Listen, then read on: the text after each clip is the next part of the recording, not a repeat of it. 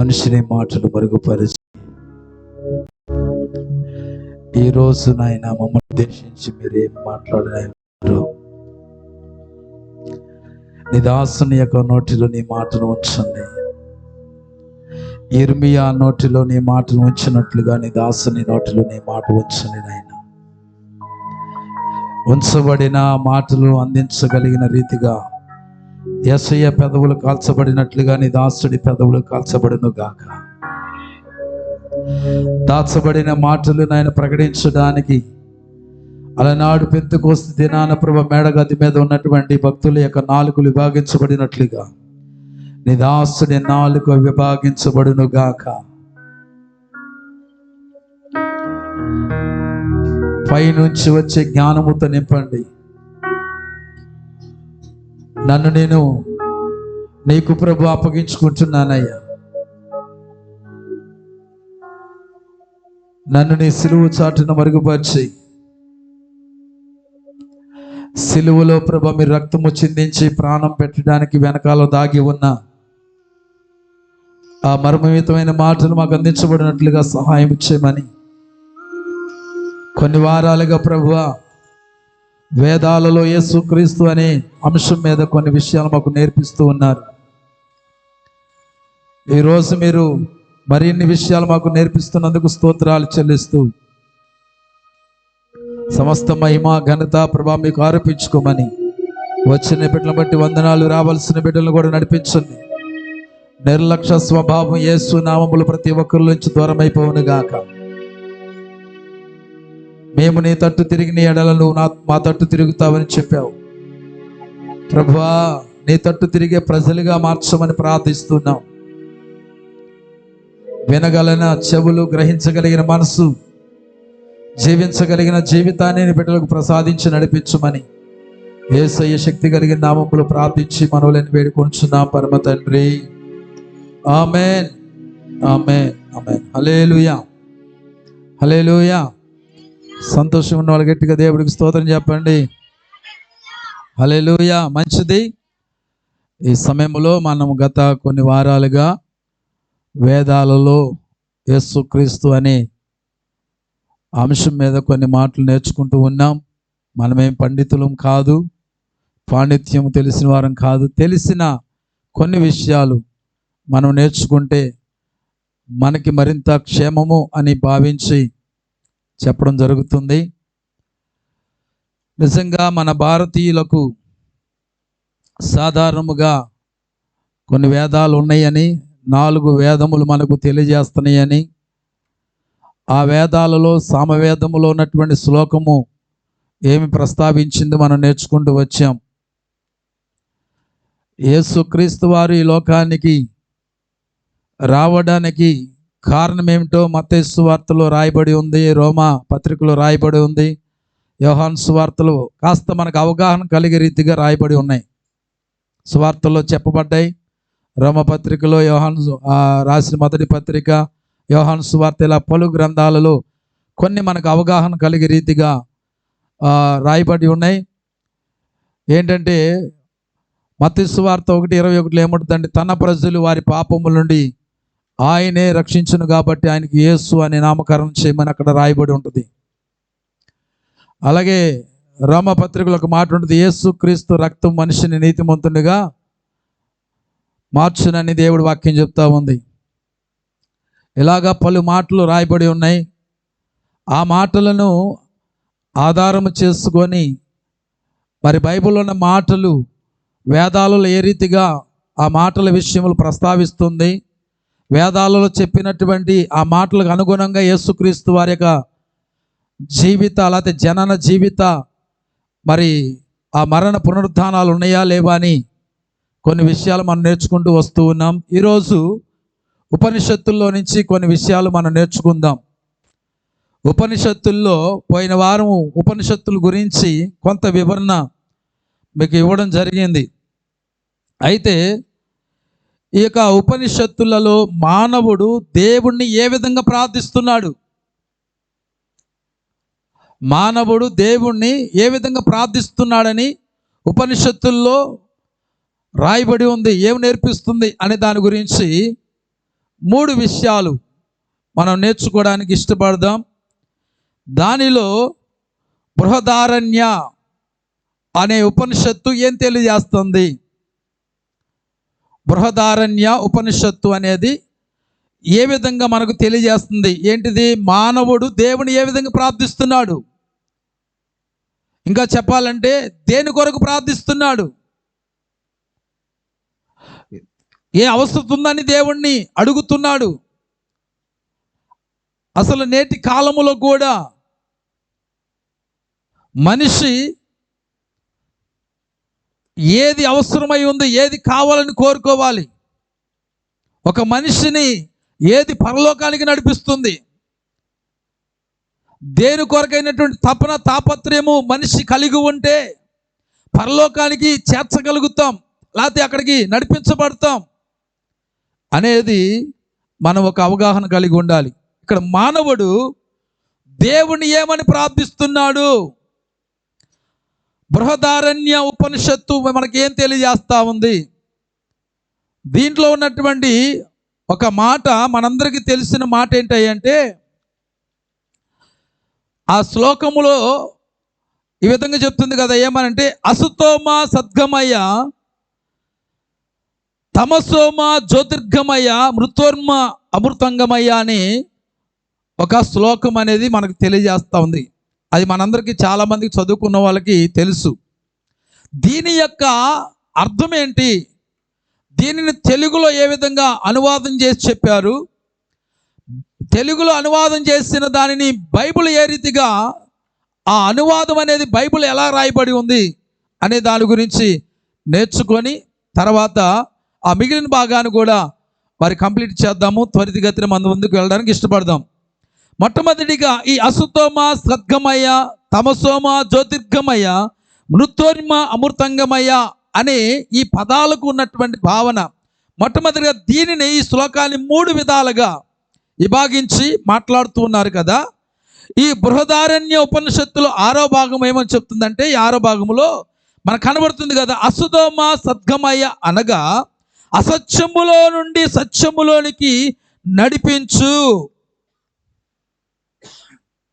మానవుడు దేవుణ్ణి ఏమని ప్రార్థిస్తున్నాడంటే, అసత్యములో ఉన్నటువంటి మమ్ములను సత్యములోనికి నడిపించాయి అని మానవుడు దేవుని ప్రార్థిస్తున్నాడంట. అయితే ఇక్కడ చూడండి, ప్రార్థిస్తూ ఇక్కడ అంటున్నాడు కదా, ఎందుకంటే అలాగ అంటున్నాడంటే, మానవులంతా సత్యాన్ని గ్రహించగా అసత్యములోనే జీవిస్తున్నారు. ఈ విధమైనటువంటి ఒక భావన, ఈ విధమైనటువంటి ఒక జీవిత విధానం అనేది ఆ మానవుడు లోకములో ఉన్నటువంటి ప్రజల యొక్క నడవడిని చూసి తట్టుకోలేక సత్యము కొరకు పరితపిస్తున్నటువంటి మానవుడు దేవుని అడుగుతున్నాడంట. ఏమనంటే, అయ్యా, అసత్యములోని మనుషులను సత్యములోనికి నడిపించని పలుకుతూ అంటున్నాడు కదా. అదే అంటున్నాడు ఇక్కడ. ఏంటంటే మనుషులు ఏమైపోయారంట? అసత్యములోనే ఉన్నారంట. సత్యాన్ని ఏం చేయట్లేదంట, వాళ్ళు వెతకట్లేదంట. అందుకని ఆ యొక్క సత్యాన్ని వెతకకుండా అసత్యములో జీవిస్తున్న మానవులను అసత్యములో నుంచి సత్యములోనికి నడిపించు అని మొట్టమొదటిగా ఈ అసుతోమ సద్గమయ అంటే దాని యొక్క అర్థం అది అన్నమాట. హల్లెలూయా, హల్లెలూయా. అయితే దీనికి అనుగుణముగా బైబిల్ మనకేం తెలియజేస్తుందని చూస్తే, యోహాను సువార్త 7వ అధ్యాయము 28వ వచనాన్ని ఒకసారి చూడండి అక్కడ. అలాగే 14వ అధ్యాయము 6-16 కూడా ఒకసారి గమనిద్దాం. యోహాను సువార్త 7వ అధ్యాయము 28వ వచనములో మనకేం కనబడుతుంది అక్కడ? 7, 28, 14, 6, 16 చూడండి. కాగా యేసు దేవాలయములో బోధించుచు, జాగ్రత్తగా అందరూ కూడా గమనించాలి. యేసుక్రీస్తు వారు దేవాలయంలో ఏం బోధిస్తున్నాడండి? మైక్ తీసుకోండి. Praise the lord. మీరు నన్ను ఎరుగుదురు, నేను ఎక్కడ వాడనో ఎరుగుదురు, నా అంతట నేనే రాలేదు, నన్ను పంపిన వాడు సత్యవంతుడు, ఆయనను మీరెరుగరు. హల్లెలూయా. ఎందుకంటే యేసుక్రీస్తు వారు శరీరధారిగా ఈ లోకానికి వచ్చారు. వారి మధ్యలో యేసుక్రీస్తు వారు సంచరిస్తూ ఉన్నాడు. ఆయన నోటి మాటలు వింటూ ఉన్నారు, ఆయన చేసిన కార్యాలను చూస్తూ ఉన్నారు. కానీ యేసుక్రీస్తును దేవుడుగా ఎవరు కూడా అంగీకరించట్లా. పేరుకు మాత్రము యేసుక్రీస్తుని ఎరిగి ఉన్నారే కానీ ఆయన గ్రహించట్లేదు. ఇక్కడ అదే అంటున్నాడు, యేసుక్రీస్తు వారు దేవాలయములకు వచ్చి ఆయన బోధించుతున్నటువంటి మాటలు కనబడతా ఉన్నాయి. మీరు నన్ను ఎరుగుదురు, నేను ఎక్కడ వాడునో ఎరుగుదురు, అలాగే నా అంతటి నేనే రాలేదు, నన్ను పంపిన వాడు సత్యవంతుడు, ఆయనను మీరు ఎరుగరు. హల్లెలూయా, హల్లెలూయా. అంటే యేసుక్రీస్తును పంపించినటువంటి తండ్రి అయినటువంటి దేవుడు ఏమై ఉన్నాడు? సత్యవంతుడై ఉన్నాడు. మొట్టమొదటిగా సత్యమును మనము కనుగొనాలి అంటే, అసత్యములను మనిషి సత్యాన్ని గుర్తించాలంటే సత్యవంతుడైనటువంటి దేవుని వారు గుర్తించాలి. హల్లెలూయా, హల్లెలూయా. ఒక మనిషి ఇంజనీర్ అవ్వాలంటే ఎంబీబీఎస్ చేయాలి, అంతేనండి? అంతేనా? ఏం చేయాలి? బీటెక్ చదవాలి, దాంట్లో ఉన్న గ్రూపులు అవి ఉంటాయి కదా, అంతే కదా ఏమండి? అంతేగాని అది నేర్చుకోవడానికి ఈ సబ్జెక్ట్ చదువుకుంటే తెలియదు కదా, ఈ స్టడీ చేస్తే తెలియదు కదా. అలాగే అసత్యములో ఒక మానవుడు సత్యాన్ని గ్రహించాలంటే సత్యవంతుడైనటువంటి దేవుణ్ణి తెలుసుకోవాలి. మానవుడు ప్రాప్తిస్తే సరిపోదు. మానవుడు సత్యము కొరకు అన్వేషిస్తూ ఆయా ప్రాంతాలకు ఆయా చోట్లకు వెళ్ళి వెతుకులాట జరిగిస్తే సరిపోదు. నువ్వు చేసే ఆ ప్రయత్నములో, నువ్వు చేసే ఆ ప్రయాణములో, నువ్వు చేసే ఆ ప్రయాసలో నేను గుర్తించవలసింది ఏంటి తెలుసా? మనము వెళుతున్నటువంటి ప్రయాణము, ఈ ప్రయాస ఏమిటంటే దీని వెనకాల మనం చేస్తున్న ప్రయాసలో సత్యం ఉందా? సత్యమును మనం నేర్చుకోగలుగుతామా అనే ఆలోచనతో ఏం చేయాలంటే, ఏ మనిషి అయినా ప్రయాణం కొనసాగించాలి, భక్తిని కొనసాగించాలి, ప్రయాసపడాలి. కొంతమంది అంటారు ఎంత సంపాదించినా ఏమవుతుందంట, సంపాదన అంతా బూడిదలో పోసినా అంతేనా? పన్నీర్ ఎక్కడ పోస్తే వేస్ట్ అవుతుందండి? బూడిదలో పోస్తే పన్నీర్ అంతా ఏమైపోతుంది? వేస్ట్ అయిపోతుంది.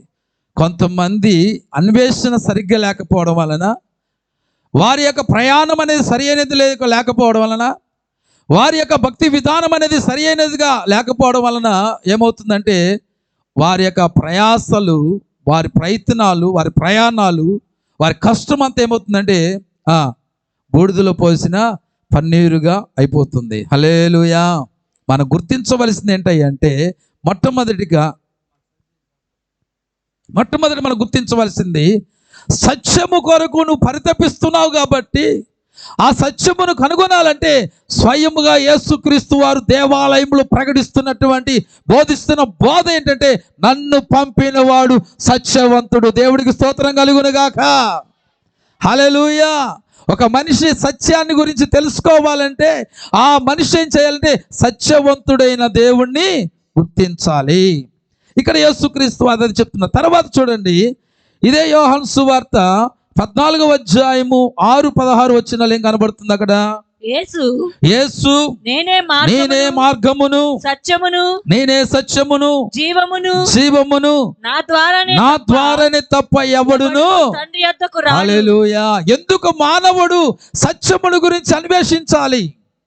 సత్యమును ఎందుకు తెలుసుకోవాలంటే, ఒక మనిషి ఎప్పుడైతే సత్యాన్ని కనుగొని దాని ప్రకారంగా జీవిస్తాడు, అసత్యంలో లేకుండా సత్యము కలిగి ఆ బిడ్డ ఎప్పుడైతే జీవిస్తాడో అలా జీవించిన వారు మాత్రమే మోక్షానికి చేరగలుగుతారు, స్వర్గానికి, పరలోకానికి చేర్చబడతారు. హల్లెలూయా, హల్లెలూయా. ఇంకో చెప్పాలంటే దేవుడు వాక్యమే సత్యం అని కీర్తనకారుడు చెప్తాడండి. వాక్యం అంటే ఎవరండి? దేవుడు. దేవుడే వాక్యము, వాక్యమే దేవుడి యొద్ద ఉంది. ఆ దేవుడు వాక్యమే సారాంశము, సత్యము అని కీర్తనకారుడు తెలియజేస్తా ఉన్నాడు. హల్లెలూయా, హల్లెలూయా. ఒక మనిషి ఆ సత్యం గురించినటువంటి అవగాహన, దాని గురించి తెలుసుకోవాలంటే సత్యవంతుడైన దేవుని తెలుసుకోవాలని మనకి ఇక్కడ. అందుకని దేవుడు అన్నాడు, నేనే మార్గమును జీవమును సత్యమునై ఉన్నాడు అంటున్నాడు. 16 వచ్చిన ఏమంటుంది? 16, నేను తండ్రిని వేడుకొందును, మీ యొద్ద ఎల్లప్పుడు నుండుటకే ఆయన వేరొక ఆదరణకర్తను, అనగా సత్య స్వరూపియగు ఆత్మను మీకు అనుగ్రహించును. హల్లెలూయా, హల్లెలూయా. ఈరోజు ప్రియ దేవుని బిడ్డలారా, ఏది సత్యమైనదో ఏది అసత్యమైనదో తెలుసుకొనక చాలామంది నష్టపోతూ ఉన్నారు. ఇది మనం చేయొచ్చా, ఇది చేయకూడదా, ఈ మాట అనొచ్చా, అనకూడదా, ఇది చూడొచ్చా, చూడకూడదా, ఇక్కడికి వెళ్ళొచ్చా, వెళ్ళకూడదా, ఇది తినొచ్చా, తినకూడదా, దాని గురించినటువంటి ఒక సత్యం, వాస్తవం అనేది తెలియక చాలామంది జీవితాలు ఏమవుతున్నాయి అంటే నష్టపోతూ ఉన్నాయి. అలా ఏది సత్యమో తెలియట్లేదండి. నిజంగా ఇది సత్యము, ఇది నా బాధ్యత, ఇది నేను చెయ్యాలి అనే ఒక సత్యం అనేది తెలిస్తే ఆ మనిషి ఎన్నడూ కూడా పొరపాట్లు చేయడండి. హల్లెలూయా. తల్లి పాపం తన కుమారుడికి వివాహం చేయాలని తెలిసిన బంధువులందరూ కూడా ఏం చేస్తుందంటే ఫోన్ కాల్ ద్వారా తెలియజేస్తూ వచ్చింది. ఎట్టకేలకు 2 కుమారుడికి పెళ్ళి అయ్యింది. పెళ్ళైన దగ్గర నుంచి పట్టింది దరిద్రం వెంట. అప్పుడు దాకా తల్లిని అంటి పెట్టుకొని కుమారుడుగా తల్లిని ఎలా చూసుకోవాలో కుమారుడు తన బాధ్యతను ఎరిగి ఏమని నడుచుకుంటున్నాడు. ఒక్కసారిగా ఆ వ్యక్తి ఏమైపోయాడంటే ఈ అమ్మగారి యొక్క మైకంలో పడిపోయాడు. బిడ్డ పడిపోయి కుమారుడు తన బాధ్యతను మరచిపోయి ఏం చేస్తున్నాడంటే విచ్చలవిడితనంగా జీవిస్తూ తల్లికి గుండె కోతను మిగిల్చాడండి. ఎంత బాధాకరమైన విషయం చూడండి. అదే కానీ సత్యదేవుని కానీ తెలుసుకోగలిగితే ఒక కుమారుడు జీవించవలసిన జీవితం ఏంటో, ఒక కుమార్తె జీవించవలసిన జీవితం ఏంటో, ఒక భర్త నడవలసినటువంటి మార్గం ఏంటో, ఒక భార్య ఎలా బ్రతకాలో, ఇలాగ ఎవరికి సంబంధించినటువంటి విషయాలను ఈ సత్యముతో కూడిన ఈ వాక్యం ఏం చేస్తుందంటే సత్యానికి సాదృశ్యంగా ఈ వాక్యము తెలియజేస్తా ఉంది. హల్లెలూయా.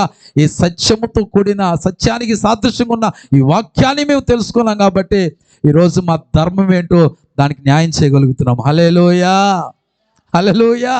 ఈరోజు ప్రియ దేవుని బిడ్డలారా, ఆదరణకర్త అసత్య స్వరూపి మాలో పనిచేస్తున్నాడు కాబట్టి ప్రతి విషయంలో కూడా మమ్ము సత్యాన్ని గుర్తించి దాని ప్రకారంగా జీవితాలను ముందుకు నడిపిస్తున్నాము. హల్లెలూయా, హల్లెలూయా. మొట్టమొదటిగా ఆ విషయాన్ని మనకి తెలియజేస్తుంది. మొట్టమొదటిగా మానవుడు దేని కొరకు ప్రార్థిస్తున్నాడంటే సత్యము కొరకు. ఎందుకంటే మానవులంతా అసత్యములో జీవిస్తున్నారు, అన్యాయములో జీవిస్తున్నారు, అవినీతిగా బ్రతుకుతున్నారు. వీళ్ళందరూ కూడా సత్యములో నడిపించబడాలి, సత్యాన్ని గ్రహించాలని చెప్పి మానవుడు దేవుని ప్రార్థిస్తున్నాడంట. హల్లెలూయా. రెండవదిగా ఈ బృహదారణ్య ఉపనిషత్తు మనకేం తెలుస్తుందంటే మొట్టమొదటిగా అసతోమ సద్గమయ దాని గురించి మనం తెలుసుకున్నాం. రెండవదిగా తమసోమ జ్యోతిర్గమయ. ఏంటండి తమసోమ జ్యోతిర్గమయ అనగా దీని యొక్క అర్థం ఏంటంటే చీకటిలో నుండి వెలుగులోనికి నడిపించు. ఏంటండి చీకటిలో నుంచి వెలుగులోనికి మమ్మల్ని నడిపించయ్యా. మానవులంతా ఇప్పుడు మానవుడు దేవుణ్ణి ప్రార్థించే రెండో ప్రార్థన ఏంటండి? చీకటిలో ఉన్నటువంటి మమ్ములను వెలుగులోనికి నడిపించు. నిజంగా వెలుగు కన్నా చీకటిని ఎంతగా ప్రేమిస్తున్నారండి కదా. మనిషి చీకటిగా ఎక్కువగా ఉండాలని ఎక్కువగా ఏం చేస్తున్నారు? చీకటిని ప్రేమిస్తూ ఉన్నారు. చీకటిలో చేసే పనులేంటి మనందరికి తెలుసు కదా. చీకటిలో చేసే పనుల వలన మనిషి పరలోకానికి చేరలేడండి. హల్లెలూయా. చీకటి సాతానుకు సాదృశ్యం, వెలుగు దేవునికి సాదృశ్యం. హల్లెలూయా. వెలుగై ఉన్న దేవుని నువ్వు తెలుసుకోగలిగితే ఆయన అంటున్నాడు నేనే మార్గము. హల్లెలూయా. ఆయన ద్వారా మాత్రమే ఒక మనిషి స్వర్గానికి, మోక్షానికి, పరలోకానికి నడిపించబడతాడు. అందుకనే ఈ మానవుడు అన్వేషిస్తూ దేవుని అడుగుతున్నాడు కదా, అయ్యా చీకటిలో ఉన్న మా బ్రతుకులు వెలుగులోనికి నడిపించు. హల్లెలూయా. ఇక్కడ ఈ భావమునకు అంటే ఇక్కడ అర్థానికి మానవులంతా వెలుగును గ్రహించగా చీకటిలో ఏం చేస్తున్నారు? జీవిస్తూ ఉన్నారు. నాకు అప్పుడప్పుడు ఒక సందేహం వస్తూ ఉంటుంది. మా ఏరియాలో ఎప్పుడు కూడా వీధి లైట్లు వెలుగుతూనే ఉంటాయి, కానీ అప్పుడప్పుడు మాత్రం ఆటోమేటిక్గా ఆగిపోతూ ఉంటాయి. ఏమవుతాయి? వెలుగుతూనే ఉంటాయి. అంటే వేస్తారు, వెలుగుతాయి, కానీ మధ్యలో ఎప్పుడు ఆగిపోతూ ఉంటాయి. ఎందుకు ఆగిపోతాయి అనేది ఒకసారి ఆలోచన చేస్తూ ఉంటాను.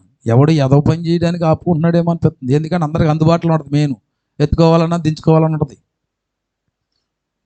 ఎందుకంటే మనిషి ఎక్కువగా ఏం చేస్తున్నాడంట, చీకటిని ప్రేమిస్తూ వెలుగును గ్రహించకపోతున్నారంట. అందుకే ఇక్కడ అంటున్నాడు. ఇప్పుడు ఆ యొక్క తమసోమ జ్యోతిర్గమయ అనే మాటకు అర్థం మనం తెలుసుకున్నాం. చీకటిలో నుండి మనిషి వెలుగులోనికి నడిపించని. బైబిల్ దీని గురించి మనకేం తెలియజేస్తుందంటే, యోహాను రాసినటువంటి సువార్త, యోహాను సువార్త 8వ అధ్యాయము 12వ వచనంలో మనకు ఒక మాట కనపడుతుంది. చూడండి, 8:12 ఒకసారి చూడండి. మరలా యేసు నేను లోకమునకు వెలుగును, నన్ను వెంబడించువాడు చీకటిలో నడువక జీవపు వెలుగు కలిగి ఉండునని వారితో చెప్పెను. హల్లెలూయా, హల్లెలూయా. దేవుడు అంటున్నాడు, నేను లోకానికి ఏమై ఉన్నా? వెలుగై ఉన్నాను. అలాగే అంటున్నాడు, నన్ను వెంబడించువాడు దేంట్లో ఉన్నాడంట? చీకటిలో నడవక. చీకటి అనగా సాతానుకు, పాపమునకు సాదృశ్యం. వెలుగు అనగా పరిశుద్ధతకు, అలాగే యేసుక్రీస్తుకి సాదృశ్యం. ఆ చీకటిలో ఉన్న జీవితాలకు ఏమండి స్వస్తి పలికి వారు పరిశుద్ధతలోనికి, లేకపోతే యేసులోనికి, వెలుగులోనికి నడిపించబడ్డానికే యేసయ్య లోకానికి వచ్చాడు వెలుగుగా. హల్లెలూయా. నిజంగా ఆ వెలుగును కానీ గుర్తించకపోతే ఈరోజు ఈ ప్రకటిస్తున్నటువంటి బతుకు ఏమైపోయేదో. హల్లెలూయా. ఏమంటే పాపం ఎంత భయంకరమైందంటే చెప్తా వినండి. నమ్మిన తల్లిదండ్రులు మోసం చేస్తుంది. పాపం ఏం చేస్తుందండి? ఆ చీకటి ఏం చేస్తుంది? నమ్మిన మనుషులను మోసం చేస్తుంది. అలాగే దుఃఖపరుస్తుంది. అనేకమైనటువంటి రీతులుగా వ్యసనాలకు బాని చేస్తుంది. ఆరోగ్యాన్ని పాడు చేస్తుంది, కష్టార్జితాన్ని పాడు చేస్తుంది, నీ పేరు ప్రతిష్ఠితులను, ఖ్యాతిని, మొత్తాన్ని కూడా చెరిపేస్తుంది. పాపానుకున్న శక్తి అది. ఇంకొక మాట చెప్తాను, నిన్ను నువ్వుగా గుర్తించనీయకుండా చేస్తుంది పాపం. హల్లెలూయా. పాపం ఏం చేస్తుంది? నిన్ను నువ్వుగా గుర్తించనీయకుండా చేస్తుంది. పాపం ఏం చేస్తుంది తెలుసా? నీలో మంచిని పాడు చేస్తుంది, నీలో గుణాన్ని పాడు చేస్తుంది, నీ మనసును పాడు చేస్తుంది, నీ టాలెంట్స్ను పాడు చేస్తుంది. హల్లెలూయా. వెలుగేం చేస్తుంది అంటే వీటన్నిటిని కూడా అభివృద్ధి పరుస్తుంది. హల్లెలూయా, హల్లెలూయా. నీ గుణాన్ని, నీ మంచితనాన్ని, నీ ప్రేమను అది మరింతగా ఏం చేస్తుందంటే డెవలప్మెంట్ చేస్తుంది అన్నమాట. హల్లెలూయా, హల్లెలూయా. నిజంగా ఆ పాపములో ఇంకా నేను జీవించినట్లయితే నిజంగా ఈరోజు నా బిడ్డలు కూడా ఈ స్థాయిలో ఉండేవాళ్ళే కాదండి. ఎంతమంది దేవుడి తట్టు తిరిగేవాళ్ళు కాదండి. నిజంగా కొంతమందిని పాపం మనకు అలవాటు పడిన వారిని చూస్తూ ఉంటే నిజంగా ఇల్లు లేక కాదు, అలాగే అయిన వారు లేక కాదు, ఇల్లు ఉండి కూడా, అందరూ ఉండి కూడా ఎవరు లేని అనాథలుగా రోడ్డు ప్రక్కన ఏమవుతున్నారంటే తాగి తందనాలాడి తులుతూ ఉన్నారండి. ఆ పాపము వారిని ఏం చేస్తుందంటే ఏమండి ఒక రోడ్డు మీద ఒక సైడు పడుకునే రీతిగా పరిమితం చేస్తుంది. నిజంగా పాపం గురించి తెలుసుకోవాలంటే భయంకరం. అసలు దాని గురించి చెప్పాలంటే భయం వేసేంత పరిస్థితులు ఇప్పుడు కాలంలో చూస్తే అలాగ ఉన్నాయి. అలాంటి పాపములో చీకటిలో ఉన్న మనిషిని ఆ మానవుడు చూడండి, అతని వేదన, అతని ప్రార్థన చూడండి. ఆ చీకటిలో ఉన్న మనుషులందరూ కూడా వెలుగులోనికి నడిపించాయని దేవుడు ప్రార్థిస్తున్నాడట. ఈరోజు ఏమండి ఇక ఉపనిషత్తులో వచ్చి మనకు నేర్పిస్తున్న మానవుడే దేవుని ఆ రీతిగా ప్రార్థన చేస్తూ ఉంటే నిజ దేవుని తెలుసుకున్న ఆయన బిడ్డలమైన మనము ఇంకా లోకం కొరకు ఎంతో ప్రార్థన చేయాలో ఒకసారి ఆలోచన చేయండి. హల్లెలూయా. ఈ మాటల ద్వారాగా మన యొక్క మన భారం ఏంటో, మన బాధ్యత ఏమిటో ఈ మాటల వెలుగులో మనకు తెలియజేస్తూ ఉన్నారు. హల్లెలూయా. ఈ వారంలో శుక్రవారం నేను మరి రాజమండ్రి ఓసన్నా మినిస్ట్రీస్లో ఉన్న జాన్ వెస్లీ గారి యొక్క పరిచర్య జరుగుతున్న ఆ స్థలానికి వెళ్ళడానికి దేవుడు కృప చూపించారు.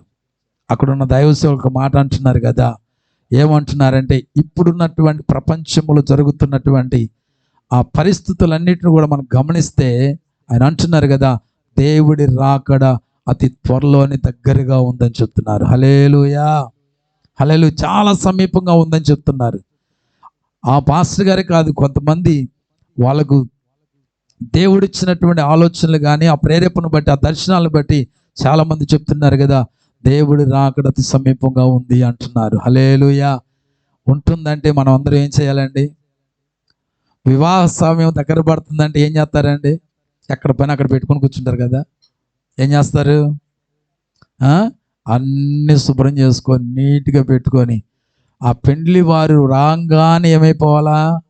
తబ్బిబిబ్బులు అయిపోవాలి. ఏమైపోవాలా? చూడంగానే వావ్ అనాలా. అంత నీట్గా పెండ్లి కుమార్తెని ఎలాగైతే అలంకరిస్తారో పెండ్లి కుమార్తె ఉన్న గృహాన్ని కూడా అంత నీట్గా అలంకరించుకుంటారు. అవునా కదా? ఈరోజు అలాగే ఒకానొక దినమందు మనము కూడా గొర్రెపిల్ల వివాహ మహోత్సవములో ఏమండి ఒక వధువు సంఘముగా మనం ఎత్తబడే ఒక అవకాశం, ఒక ఆ సమయము దగ్గర పడుతుంది. కాబట్టి ఆ యొక్క వధువు సంఘములో ఉన్నటువంటి ప్రతి ఒక్క బిడ్డ కూడా ఎలాగ సిద్ధపడాలంటే ఆయన రాకడలో ఎత్తబడే ఒక వధువుగా నీవు నేను కూడా అలంకరించబడవలసిన వారమై ఉన్నాం. హల్లెలూయా. మనం మాత్రమే కాదండి, ఇంకా అనేక మంది చీకటిలోను అలాగే మరణ ఛాయలోను అపరాధముల చేత పాపముల చేత చీకటిలో కూర్చొని చచ్చిన స్థితిలో ఉన్న వారిని కూడా బ్రతికించు నిమిత్తమై బ్రతికించే వాక్యాన్ని వారికి తెలియచేయవలసిన వారమై ఉన్నాం. వారి కొరకు ప్రార్థించవలసిన వారమై ఉన్నాం. హల్లెలూయా, హల్లెలూయా. ఒక మనిషి ఆ రీతిగా దేవుని అడుగుతున్నాడు, ఆ చీకటిలో ఉన్న వారిని అందరిని కూడా వెలుగులోనికి నడిపించాయి అని చెప్పి ప్రార్థిస్తూ ఉన్నాడంటండి. హల్లెలూయా. మూడవదిగా బృహదారణ్య ఉపనిషత్తు ఏం చెప్తుందంటే మృత్యోర్మ అమృతంగమయ్యా అంటే దీని యొక్క అర్థం ఏంటయ్యా అంటే మరణము నుండి జీవములోనికి నడిపించు. దేంట్లో నుంచి అంట? మరణములో నుండి జీవములోనికి నడిపించు అని దానికి అర్థం. అయితే ఇక్కడ మనం గమనించవలసింది అంటే మానవులంతా ఏదో ఒక రోజు మరణించవలసిందే. ఏంటండి? మానవులంతా పుట్టినవాడు చెప్పండి, పుట్టినవాడు గిట్టగా, పుట్టినవాడు ఇంకా గిట్టగా అని దానికంటే చావక. ఏమండి? పుట్టినవాడు గిట్టగా మానడు అనగా చావక మానడు. అవునా కాదా? పుట్టినవాడు నేను ఇంకా చావను బ్రతిగా ఉంటానని ఎవరైనా చెప్పగలరు ధైర్యంగా? అన్నవాడు ముందు చచ్చిపోతాడు. స్తోత్రం, హల్లెలూయా. ఎందుకంటే నేను శుభ్రంగా ఎక్సర్సైజ్ చేసి మంచి 6 ప్యాకు 5 ప్యాకు 4 ప్యాకులా ఏముంటాయి కదా, ఆ ప్యాకులు పెంచుకొని అసలు నేను మంచి ఆరోగ్యంగా ఉంటే నేను సావను, ఇంకా నేను దిట్టంగా ఉంటాను అనుకున్నవాడు వాడు ఎక్సర్సైజ్ చేస్తూ ఉండగానే పోయిన వాళ్ళు ఉన్నారు అక్కడ. హల్లెలూయా. గ్యారెంటీ లేని కార్డులు మనవి. ఏ కార్డులు? ఇంకో మాట చెప్పాలంటే మనం కొనే ప్రతి వస్తువు కూడా ఏముంటుందండి? ఎంతో కొంత ఏముంటుంది చెప్పండి? ఎక్స్పైరీ డేట్ ఉంటుంది దానికి. మనం కొనే వస్తువులకి ఏముందండి? ఎక్స్పైరీ డేటు ఇక ఇంత కాలం ఉంది, కానీ మనకి లేదండి. కొనుక్కునే మనకి లేదు. ఉందా? అది తినే వాళ్ళకి లేదు గ్యారెంటీ. మనం తినే వస్తువులకైనా ఎక్స్పైరీ డేట్ ఉంది, కానీ దానికి ఇంత గ్యారెంటీ ఉంది, కానీ అది తినే మనిషికి ఉందా ప్రసన్న గారు? హల్లెలూయా. అది మన విలువ, మన స్టేటస్, అదన్నమాట సింబల్. హల్లెలూయా. కాబట్టి దీని విషయంలో కూడా భక్తుడు అదే అంటున్నాడు, మానవులంతా ఏదో ఒక రోజు మరణించవలసిందే. ఆ మరణము దాటి జీవములోనికి వెళ్ళాలంటే యుగ యుగములు దేవుడితోనే జీవించాలి. హల్లెలూయా. ఏమవ్వాలండి? యుగ యుగములు దేవుడితోనే జీవించాలి అనగా స్వర్గము మోక్షము యుగ యుగములు జీవించే ఒక జీవితం అనేది ఎక్కడ ఒక మనిషి కలుగుతుందంటే మోక్షము, స్వర్గము లేక పరలోకము. హల్లెలూయా. అక్కడే మనిషి యుగ యుగములు కూడా జీవించే ఏకైక స్థలం అక్కడ. హల్లెలూయా. ఆ స్థలములోనికి మానవుడు వెళ్ళాలి అంటే మార్గమై ఉన్నటువంటి యేసుక్రీస్తును అనుసరించాలి. దేవుడికి మహిమ కలుగును గాక. హల్లెలూయా. దీని గురించి బైబిల్ ఏం చెప్తుందంటే, దీని గురించి బైబిల్ ఏమని తెలియజేస్తుందంటే చూడండి, నా మాట విని నన్ను పంపిన వాడి యందు విశ్వాసముంచువాడు నిత్య జీవము గలవాడు, వాడు తీర్పులోనికి రాక మరణములో నుండి జీవములోనికి దాటి ఉన్నాడని యేసు ప్రభు వారు చెప్తా ఉన్నారు. చూడండి, యోహాను సువార్త 5:24 ఏం రాయబడిందో చూడండి. 5:24. కాబట్టి యేసును నా మాట విని నన్ను పంపిన వాని యందు విశ్వాసముంచువాడు నిత్య జీవము గలవాడు, వాడు తీర్పులోనికి రాక మరణములో నుండి జీవములోనికి దాటి ఉన్నాడని మీతో నిశ్చయముగా చెప్పుచున్నాను. హల్లెలూయా, హల్లెలూయా. ఇక్కడ అమృతంగమయ్యా, అమృతం అనగా మృత్యుము కానిది. అమృతం అంటే ఏంటండి? మృత్యుము కానిది అంటే జీవము. హల్లెలూయా. ఇక్కడ అమృతం అనగా మృతము కానిది, అది జీవమై ఉంది. అయితే ఈ లోకములో యేసు ప్రభు మరణాన్ని జయించి 3వ దినమున తిరిగి లేచి నేటికి కూడా సజీవుడుగానే ఉన్న దేవుడు, ఆయన యందు విశ్వాసం ఉంచి ప్రతి ఒక్కడు కూడా ఏమవుతాడంటే జీవములో ప్రవేశిస్తాడు. హల్లెలూయా, హల్లెలూయా. అర్థమవుతుందండి? ఇప్పుడు నా కడుపున పుట్టినటువంటి నా బిడ్డలు నా తర్వాత ఏమవుతారండి? ఇంకో మాట చెప్తే, నా కడుపున పుట్టిన బిడ్డలకి నా ఇంటి పేరు ఏది ఉందో అదే పేరు వెళ్ళిద్ది. అవునా కాదా? ఒకటి. రెండవది, నా కడుపున పుట్టిన బిడ్డలకి నాకు సంబంధించిన ప్రతి స్వాస్థ్యం మీద వారికి సర్వ హక్కులు కూడా ఉంటాయి. ఉంటాయి. అలాగే ఆ జీవము గల దేవుడిని నేను తెలుసుకొని, ఆయన జీవము గల దేవుడని, ఆయన మరణాన్ని మరణింపజేసి మృత్యుంజయుడై తిరిగి లేచి నేటి కూడా సజీవుడిగా ఉన్న దేవుడని ఎవరైతే విశ్వసించి నమ్ముతారో వారిలోను కూడా ఆ జీవం ప్రవేశిస్తుంది. హల్లెలూయా, హల్లెలూయా. ఆ మనిషి ఆధ్యాత్మికంగా మరణించకుండా అతడు ఏమవుతాడంటే జీవిస్తూ ఉంటాడు. హల్లెలూయా. శారీరకంగా ప్రతి మనిషికి మరణం ఉంది. శారీరకంగా ప్రతి మనిషికి మరణం ఉంది. కానీ ఆధ్యాత్మిక అనగా లోపల దేవుడు మనం ప్రేమించి నమ్మి జీవాత్మను ఊదాడు. దేవుడు ఆత్మను పెట్టాడు. ఆ ఆత్మకు అనేది మరణము లేకుండా ఉండాలంటే, ఆత్మ నిత్యము జీవించాలంటే ఆ జీవము గల దేవుణ్ణి అంగీకరించాలి. హల్లెలూయా, హల్లెలూయా. ఈ శరీరానికి చావు ఉంది. ఎందుకంటే జాగ్రత్తగా నుండి, ఆత్మకు మాత్రమే చావు లేదు, దీనికి తీర్పు ఉంది.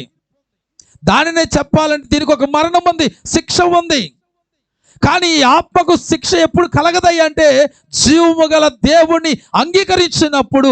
ఎవరైతే నీలో జీవాత్మను ఊదారో ఆ జీవాత్మను ఊదినటువంటి ఆ జీవాధిపతి అయిన దేవుని అంగీకరించినప్పుడు ఈ ఆత్మకు ఏముండదు, మరణం ఉండదు, కానీ జీవం ఉంటుంది. ఇది ఏమవుతుందంటే మరణములో నుండి జీవములోనికి ఏమవుతుందంటే యేసుక్రీస్తుని అంగీకరించడం వల్ల ఇది దాటి ఉంటుంది. హల్లెలూయా. ఇప్పుడు దాటి ఉండడం ద్వారా ఇప్పటి వరకు ఆత్మ ఏమైందంటే, ఈ శరీరాన్ని ధరించుకుంది కాబట్టి భూమి మీద ఉన్నాము. రేపొద్దున స్వర్గానికి వెళ్ళాలంటే, మోక్షానికి వెళ్ళాలంటే ఈ ఆత్మ మహిమ శరీరాన్ని ధరించుకోవాలి. ఆ మహిమ శరీరం ఎప్పుడు ధరించబడుతుందంటే, మహిమాన్వితుడైనటువంటి దేవుని అంగీకరించినప్పుడే ఆ మహిమ శరీరం ఒక మనిషికి అలా ఆత్మకి ఏమంటే ధరింపజేయబడుతుంది. హల్లెలూయా, హల్లెలూయా. ఆ యొక్క అనుభవం అనేది కలిగి ఉండాలంటే నేటికి కూడా సజీవుడిగా ఉన్న యేసుక్రీస్తు అనే దేవుని మనం ఏం చేయాలి? అంగీకరించాలి. ఇది మానవుడు దేవుని ప్రార్థిస్తున్న ప్రార్థన. ఈరోజు క్రైస్తవులుగా దేవుని బిడ్డలముగా దేవుడి సన్నిధికి వచ్చిన దగ్గర నుంచి ఏ విధంగా ప్రార్థిస్తున్నావు నీవు? ఏ రోజైనా సత్యముడి గురించి ప్రార్థించావా? ప్రభువా, నేను సత్యము కలిగి బ్రతకాలి, నేను సత్యములో నడిపించబడాలి, నా జీవితంలో అసత్యం అనేది ఎక్కడ కూడా కనపడకూడదయ్యా, ఎక్కడ కూడా చీకటి అనేది నాలో ప్రవేశించకూడదు, లేదా చీకటి అనేది నాలో నుంచి కనపడకూడదని ఏ రోజైనా దేవుడి దగ్గర ప్రార్థిస్తున్నామా? ప్రభువా, నేను మరణములో నుంచి జీవములోనికి నడిపించబడే రీతిగా అయ్యా నా ఆత్మీయ జీవితం కట్టుకోవాలి ప్రభువా, అందుకు నన్ను నడిపించయ్యా. అలాంటి ఆలోచన విధానము, అలాంటి పాఠాలకు నేర్పించాయని మన దేవుని సన్నిధిలో ప్రార్థించగలుగుతున్నామా? ప్రార్థన స్టార్ట్ చేస్తే చెప్పండి, ఇంటిలో ఆడవారు సరుకులు లిస్ట్ ఇప్పినట్టుగా ఇప్పుతాం కదండి. ఈరోజు మానవుడు శరీర పరంగా నువ్వు అడగాలి, తప్పనట్లేదు, కానీ అంతకు మించి ఈ శరీరం ఎప్పుడైతే మనం విడిచిపెడతామో విడవబడిన మరుక్షణం అందే పరలోకానికి నడిపించగలిగిన రీతిగా మన పునాది ఈ లోకములో ఉన్నప్పుడు వేసుకుంటున్నామా? హల్లెలూయా. నేను ఒక మాట చెప్తా, అసలు మన ప్రార్థన దేని కొరకు ఉండాలి తెలుసా? ఈ మానవుడు చేసిన రీతిగా ఉండాలండి మన ప్రార్థన. ఎందుకు పాస్టర్ గారు అలా చెప్తున్నారు? మనకు కావాల్సిన ఏమన్నా ఇస్తారండి? అడగపోతే అమ్మాయిని అన్నం పెడుతుందా? అమ్మాయిని అడుగుతుందే పెట్టదు, కానీ మనం అడగకముందే పెట్టే దేవుడు, మనం ఆరాధించే దేవుడు. హల్లెలూయా. దేవుడు చెప్పగానే చెప్తా ఉన్నాడు. దావీదు యొక్క మాటలు చూస్తే దావీదు అంటున్నాడు, యెహోవా నా కాపరి. ఎప్పుడైతే యెహోవా నా కాపరిగా ఉన్నాడో ఆ కాపరి ఏం చేశాడంట? పచ్చిక గల చోట్ల నన్ను పరుండ చేశాడు, శాంతికరమైన జలముల యొద్దకు నడిపించాడు, గాఢాంధకారపు లోయలో సంచరించిన ఏ అపాయం కూడా నా గుడారం సమీపించలేదు. కారణం ఆయన దుడ్డు కరయు ఆయన దండము నన్ను ఆదరిస్తా వచ్చింది. నా గిన్నె నిండి పొర్లి పారుచున్నది. హల్లెలూయా. కృపాక్షేమాలే నా వెంట వచ్చుచున్నవని ఏ దావీదుకైతే దేవుడు కాపరిగా ఉన్నాడో, కాపరిగా ఉన్నటువంటి దేవుడు ఏ దావీదుకైతే కాపరిగా ఉన్నాడో ఆ దావీదు జీవితంలో అతను అనుభవిస్తున్నటువంటి ఆశీర్వాదాలను తెలియజేస్తున్నాడండి. హల్లెలూయా. హల్లెలూయా. మరొక చాటున దేవుడు వాక్యం చెప్తుంది కదా, ముందుగా మీరు నా నీతిని రాజ్యాలు వెదకండి. ఎప్పుడు తిండి కొరకు, వస్త్రాల గురించి, లేకపోతే వాటి గురించి వీటి గురించి కాదు నువ్వు చింతించవలసింది. నా చింత మీ పట్ల ఏమి కలిగి ఉందో తెలుసా? మీరు చింతించవలసింది దేని కొరకు తెలుసా? దేవుడి నీతిని, రాజ్యము గురించి చింతించాలి. ఆ చింత మీకు ఉండాలి, ఆ దాహం మీలో ఉండాలి, ఆ మంట మీకు ఉండాలి. ఆ ఉపనిషత్తులో ఉన్నటువంటి ఆ మానవుడు దేవుడు ప్రార్థిస్తున్నాడట, ఏమని? చీకటిలో ఉన్న మనిషి వెలుగులోనికి నడిపించాయని, అసత్యములో ఉన్న మనిషిని సత్యములోనికి నడిపించాయని, మరణములో ఉన్న వ్యక్తిని జీవములోనికి నడిపించాయని ఆ మానవుడు ప్రార్థిస్తున్నాడే. ఈరోజు ఆ సజీవుడైనటువంటి దేవుడిని తెలుసుకున్న మనం దేనికోసం ప్రార్థన చేస్తున్నాం? దేనికోసం ప్రార్థన చేస్తున్నాం? ఏ రోజు నోరు తెరిచి అయ్యా ఇదిగో ప్రభువా సత్యము కొరకు, వెలుగు కొరకు, జీవము కొరకు ప్రార్థిస్తున్నామా? హల్లెలూయా. హల్లెలూయా. ఈరోజు ప్రియ దేవుని బిడ్డలారా, ఆ విధమైనటువంటి ప్రార్థన మనం కలిగి ఉండాలి. ఇంకొక మాటని చెప్పి నేను ముందుకు వెళ్ళిపోతున్నాను. మానవుడు తనంతడు తాను మోక్షమును సంపాదిస్తాడా? సంపాదించే లెక్కనైతే మానవుడు దేవుని ఎందుకు ప్రార్థిస్తాడు? హల్లెలూయా. సంపాదించలేడు. కానీ కొంతమంది ఈ భ్రమలోనే కొట్టుకుపోతున్నారు. ఏ భ్రమలో? మానవుడు తనంతడు తాను మోక్షాన్ని సంపాదించుకోగలుగుతాడని ఆ తపనతోనే, ఆ తాపత్రయముతోనే ప్రార్థించవలసిన దేవుని ప్రార్థించట్లా. వారిని నాస్తికులు అంటారు వాళ్ళని. హల్లెలూయా. హల్లెలూయా. వాళ్ళు దేని నమ్మరు, ఏది నమ్మరు. ఇంకా పైపెచ్చు మరికొంతమంది తెగవారు ఉంటారు కదా, తమంతడు తామే మేము మోక్షానికి వెళ్ళిపోతామని చెప్పి ఏం చేస్తారండి? రకరకాల దానాలు చేస్తూ ఉంటారండి. ఏం చేస్తారంటని? రకరకాల దానాలు చేస్తూ ఉంటారు. మానవులు ఎన్ని జప తప యజ్ఞ యాగ దాన ధర్మాలు ఆచరించినా, ఏంటండి, దాన ధర్మాలు జప తప యజ్ఞాలు ఎన్ని చేసినా సరే మానవుడు మాత్రము ఏం చేయాలంటే మోక్షానికి తనంతడు తాను సంపాదించుకొనుట దుర్లభము. హల్లెలూయా. జరగని పని. ఇప్పుడు అలా జరిగే లెక్కనైతే యేసుక్రీస్తు వారు రావాల్సిన అవసరం ఉండేది కదా. అసలు అవసరమా? ఏమండి? అందుకనే చూడండి ఒక్కసారి దేవుడి వాక్యం, పేతురు రాసిన మొదటి పత్రిక, లేకపోతే ఒక్కసారి నేను చెప్తాను.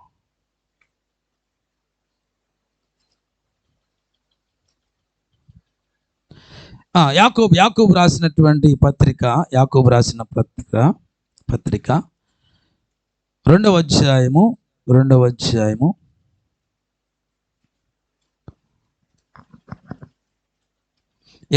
వచనం చూడండి. అక్కడ ప్రాణము లేని శరీరం ఎలాగ మృతమో అలాగే క్రియలు లేని విశ్వాసము కూడా మృతమే. పౌలు సంఘాలకు చెప్తూ అంటాడు కదా, ఇక్కడ యాకోబోను క్రియలు లేని విశ్వాసము దేంతో సమానం అంట? ప్రాణము లేనటువంటి, చెప్పండి ఏముంది అక్కడ? ప్రాణము లేనటువంటి దేహము లేకపోతే శరీరం ఎలాగో క్రియలు లేనటువంటి విశ్వాసము లేక విశ్వాసము లేని క్రియలు కూడా మృతమే. యాకోబోను క్రియలు లేని విశ్వాసం అని చెప్తాడు, పౌలోను విశ్వాసము లేని క్రియలని చెప్తాడు. హల్లెలూయా. అంటే మనిషి ఈ జప తప యజ్ఞ యాగ దాన ధర్మాలు ఉన్నవే, ఇవన్నీ క్రియలు అంటారు. ఏమంటారు? వీటిని క్రియలు అంటారు. ఇప్పుడు మీకు అర్థం కావాలంటే, నాకు ఒంటి నిండా కుష్టు ఉంది అనుకుందాం, ఏముంది చెప్పండి? లేకపోతే నా చేతి నిండా ఏముంది? కుష్టు ఉంది. ఈ కుష్టు చేతులతో ఏం చేశానంటే, మీకు ఏ జ్యూస్ ఇష్టం అండి? మీకు పలానా జ్యూస్ అంటే ఇష్టం. ఏమంటే బూస్ట్ అన్నా, లేకపోతే హార్లిక్స్ అన్నా, లేకపోతే సపోటా అన్నా, యాపిల్ అన్నా, దానిమ్మన్న జ్యూస్ ఏదైనా ఇష్టం అనుకుందాం. మీకు ఇష్టమైందే, లేకపోతే హైదరాబాద్ దమ్ బిర్యానీ ఇష్టం అనుకొని నేనేం చేస్తాను, ఈ కుష్టు చేతులతో తీసుకొచ్చి చక్కగా హైదరాబాద్ దమ్ బిర్యానీ అంటే నా చేతుల మీద పెడతాను, మీకు ఇష్టం కదా అని చెప్పి పెద్దామని దగ్గర తీసుకొచ్చాను అనుకోండి. అబ్బా పాస్టర్ గారికి ఎంత ప్రేమ నా మీద అని చెప్పి చదిరిగో నోరు అలాగ తెరిచి ఆమని తింటారండి.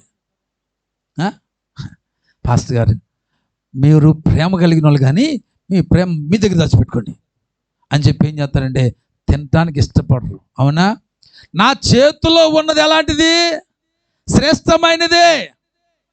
ఈరోజు నీ చేతిలో ఉన్నది శ్రేష్టమైనదిగా నీకు కనబడవచ్చు. ఆ శ్రేష్టమైనది మరొక మనిషికి అది ఉపయోగకరంగా మారాలి అంటే ఆ శ్రేష్టమైనది ఇచ్చేవాడు కూడా శ్రేష్టమైన వాడుగానే బ్రతకాలి.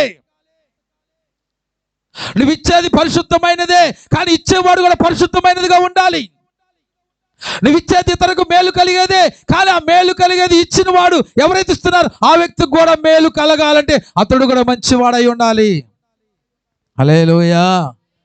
ఇచ్చేది ఎంత శ్రేష్టమైనదో ఇచ్చేవాడు కూడా అంత శ్రేష్టమైన వాడుగానే ఉండాలి. Praise the Lord. హల్లెలూయా. ఇచ్చిన దాని యొక్క విలువ ఎప్పుడు తెలుస్తుందంటే ఇచ్చిన వాడిని బట్టి తెలుస్తుంది. ఇచ్చింది ఎప్పుడు ఒక మనిషికి ఉపయోగపడుతుందంటే ఇచ్చిన వాడిని బట్టి ఉంటుంది. ఎప్పుడు ఇచ్చింది ఒక వ్యక్తికి అవసరం తీరుస్తుందంటే ఇచ్చిన వాడిని బట్టి ఉంటుంది.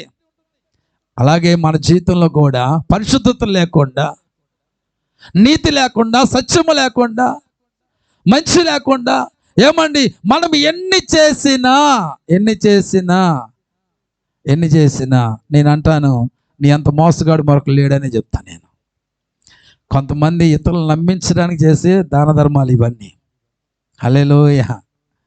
ఎక్కువగా ఎలక్షన్ టైంలో కనబడతాయి కదండి ఇలాంటివన్నీ. స్తోత్రం. మిగతా టైంలో కనబడతారు అసలు? కనీసం వచ్చి కనబడతారండి? కంటికి కూడా కనబడతారా? హల్లెలూయా. ఈరోజు ప్రియ దేవుని బిడ్డలారా, మనం గుర్తించవలసింది ఒకటే, గుర్తెరగవలసింది ఒకటే. దేవుడు మాటలు చెప్తున్నాయి, మనిషి తనంతడు తాను ఏం చేయలేడు, మోక్షానికి చేరడం అనేది ఇంపాసిబుల్, జరగని పని. మనిషి అనుకున్నది జరగాలంటే నడిపించే ఆ నాయకుడు ఉన్నాడే, ఆ నాయకుడు అయినటువంటి యేసుక్రీస్తు నాథుని ఏం చేయాలంటే వారు విశ్వసించాలి, ఆయన నమ్మాలి, ఆయన మాటల ప్రకారం జీవితాలు కట్టబడాలి.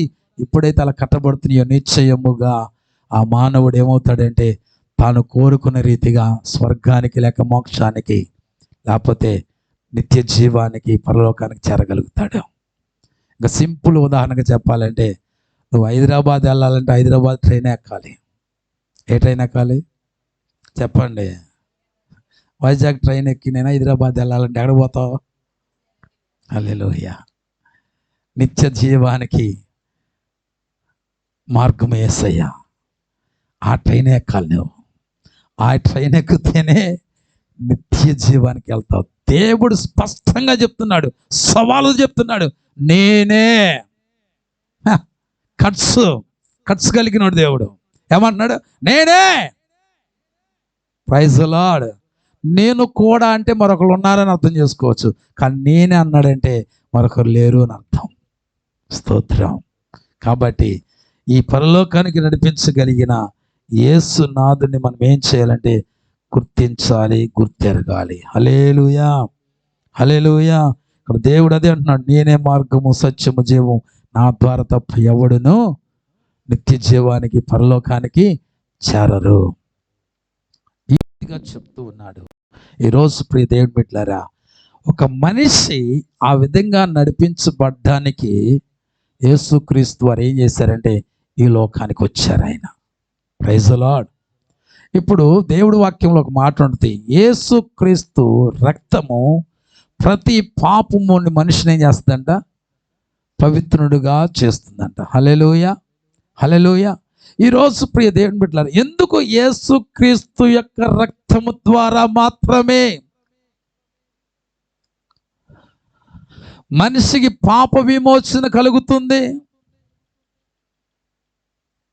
దాని గురించినటువంటి ఒక ఆలోచన, అవగాహన బైబిల్లో రాసి పెట్టాడు దేవుడు.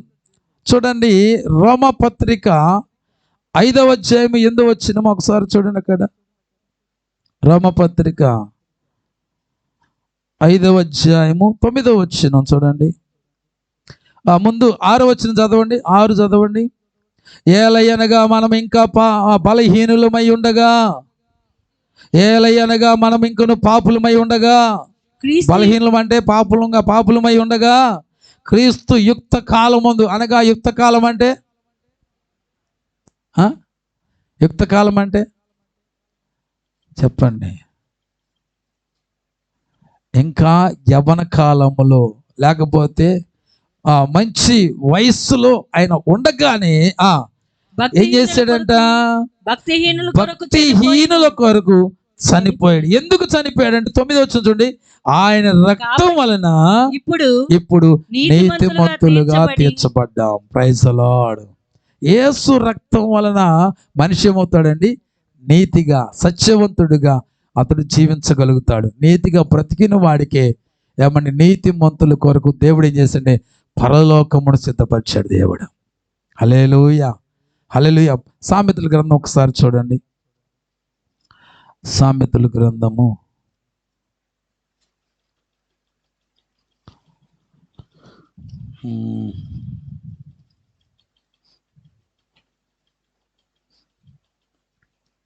1 నిమిషం.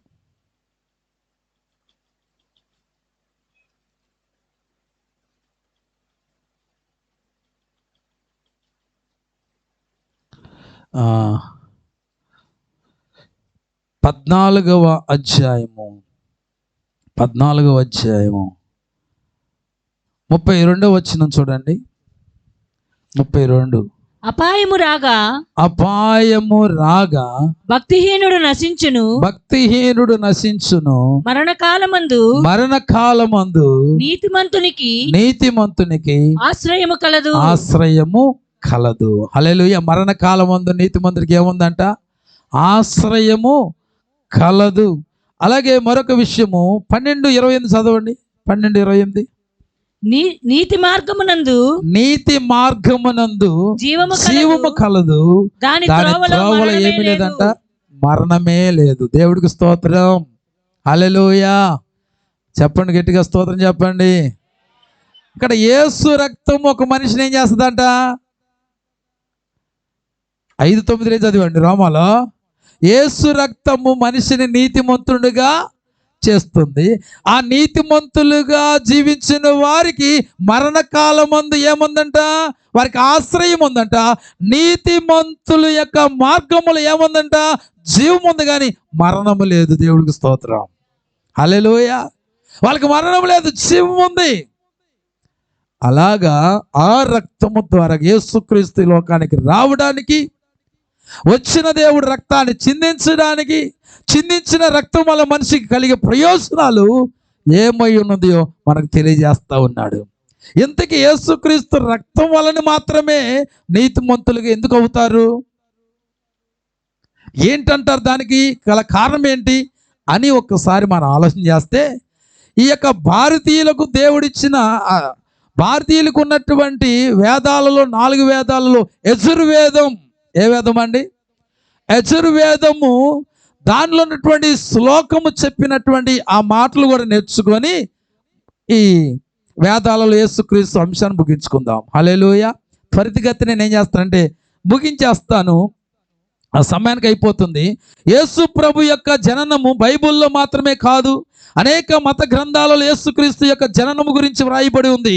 మన భారత హైందవ సనాతన వేదాలలో కూడా ఒక అద్భుతమైన పూజను గురించి వ్రాయబడి ఉంది. ఆ పూజ ఏంటో తెలుసుకుందాం. హల్లెలూయా, హల్లెలూయా. ఏంటయ్యా అంటే, ఇంతకీ యజుర్వేదము 4 వేదాలలో ఏమని 3వ వేదముగా మనం పిలువబడుతున్నట్టు యజుర్వేదం. మొత్తం 4 వేదాలు కదా. ఒక వేదం ఏంటండి? ఋగ్వేదం, సామవేదం, యజుర్వేదం, అతుర్య వేదం. మొత్తము ఈ 4 వేదాలలో 3వ వేదం యజుర్వేదము. చెప్పబడిన శ్లోకం ఏంటంటే ఒక ప్రార్థన. ఏంటి ఆ ప్రార్థన అంటే, లోక కళ్యాణం జరగాలి. లోకానికి ఏం జరగాలి? కళ్యాణం జరగాలి. ఎందుకు జరగాలంటే, లోక కళ్యాణం అనగా శుభం కలగాలి, లోకం బాగుపడాలి, లోకానికి మేలు జరగాలి. ఆ మేలు జరగాలంటే ఏం జరగాలంటే, ఏ బాధ వస్తే, ఏ సమస్య వస్తే, ఏ కష్టం వస్తే ఏ పూజ చేయాలో యజుర్వేదంలో ఉందంటండి. ఏంటంట? ఏ కష్టం వస్తే, ఏ బాధ వస్తే, ఏ సమస్య వస్తే ఏ పూజ చేయాలో, ఏ యొక్క బలి పూజ చేయాలో అనేది యజుర్వేదములో శ్లోకాల రూపంలో తెలియజేస్తూ ఉందంట. అలాగే లోక కళ్యాణం జరగాలంట, లోకం బాగుపడాలన్నా. లోకం అంటే ఏంటండి? లోకం అంటే మట్టి కాదు. లోకం అంటే లోకానికి జరగాల్సిందంటే అర్థం ఏంటంటే, ప్రజలకు మేలు జరగాలి, ప్రజలు బాగుపడాలి, ప్రజలకు దేవుడికి కళ్యాణం జరగాలి.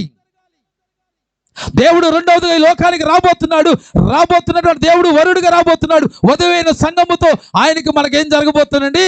గొర్రె పిల్ల వివాహ మహోత్సవం జరగాలి. అది జరగడానికి, ఆ లోక కళ్యాణం జరగడానికి లోకం బాగుపడాలి. లోకం బాగుపడాలంటే ఒక బలి పూజ జరగాలి. ఆ బలి పూజ ఎవరు పడితే వాళ్ళు జరగడానికి, ఎవరు పడితే వాళ్ళతో జరిగించడానికి కాదు. ఎందుకంటే ఈ వేదాలలో చూస్తూ ఉంటే అనేక మంది రాజులు ఉన్నారు, చక్రవర్తులు ఉన్నారు, గొప్ప గొప్ప వారు ఎంతో మంది రాయబడి ఉన్నారు. కానీ ఎవరు పడితే వాళ్ళ చేత ఈ పూజ జరిగించడానికి వీలు లేదు. ఆ పూజకు అర్హత కలిగిన వారికి కొన్ని క్వాలిటీస్ ఉండాలి. అదే యజుర్వేదములో శ్లోకం అదే మనకు తెలియజేస్తూ ఉంది. ఆ బలి పూజ జరిగించేవారు అనగా లోక కళ్యాణము. లోకం బాగుపడాలంటే, లోకం మంచిగా ఉండాలంటే, దేవునికిను అలాగే లోకం అనగా ప్రజలకు మధ్య ఆ వివాహమోత్సవం మంచిగా జరగాలి అంటే, లోక కళ్యాణం జరగాలంటే లోకం బాగుపడాలి. బాగుపడడానికి యేసు రక్తము మాత్రమే బాగు చేయగలుగుతుంది. ఎందుకు? యేసు రక్తంలో ఉన్నటువంటి ఆ క్వాలిటీస్ ఏంటి అనేది యజుర్వేదము నేర్పించే శ్లోకము. మొత్తం 7 శ్లోకాలు, 7 మాటలు ఉన్నాయండి. హల్లెలూయా. ఎన్ని ఉన్నాయండి? 7 క్వాలిటీస్ మొత్తం 7 ఉన్నాయి. ఒక వ్యక్తి పూజ జరిగించడానికి లేదా లోక కళ్యాణము జరిగించడానికి పూజా క్రమములో ఉన్నటువంటి క్వాలిటీస్. ఏదైనా ఒక వస్తువు మనం వాడేటప్పుడు, పూజకు వాడేటప్పుడు మలినంగాను, అశుభ్రంగాను, వ్యర్థంగాను ఎలా పడితే అలా ఉన్నదని తీసుకెళ్ళి వాడతామా? వాడం, ఇష్టపడినాం. అది ఎలాగ ఉండాలి? పరిశుద్ధంగా ఉండాలి, మంచిగా ఉండాలి. అవునా కాదా?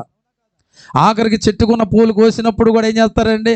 శుభ్రంగా కడిగి మరలా తీసుకెళ్తాం పూజా గదికి. అవునా కదా? ఒకప్పుడు అక్కడి నుంచి వచ్చిన వాళ్ళే కదా. చేసేవాళ్ళు కూడా ఎలాగుంటారని మడి కట్టుకొని చేస్తారు, ఎట్టబడతాడు పెట్టి చేస్తారా.